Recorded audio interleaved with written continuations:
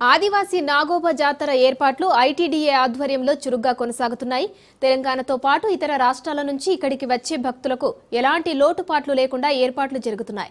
ప్రతి ఏటా అమావాస్య రోజు రాత్రి మహాపూజతో నాగోబా జాతర ఏర్పాట్లు అధికారులు పూర్తి చేస్తున్నారు.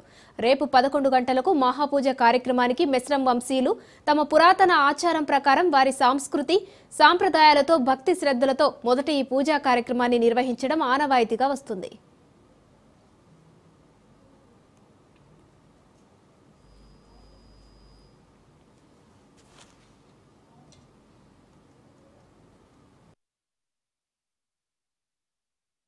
నాగోబా జాతర ఈ నెల ప్రారంభం నుంచి ప్రారంభమైంది.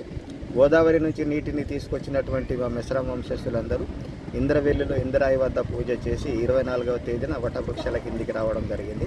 ఈ వటవృక్షాల కింద దాదాపు 4 రోజులు మా దేవునికి సంబంధించినటువంటి కథ అంతా పాటల రూపంలో వినిపిస్తారు. ఆలయ పరిసరాలకు వచ్చిన తర్వాత మా మెస్రం ఆడపడుచులు మా బాబాలు ఎవరైతే ఉన్నారో వాళ్ళు మా మట్టితోటి పుట్టను తయారు చేయడం, నీటిని తీసుకురావడం అనేటటువంటిది జరుగుతుంది.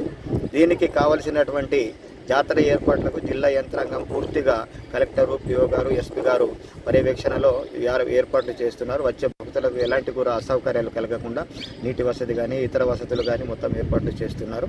సో ఈ జాతర రేపు 10 గంటల నుంచి 12 గంటల మధ్యలో మహాపూజ కార్యక్రమం అనేటటువంటి జరుగుతుంది.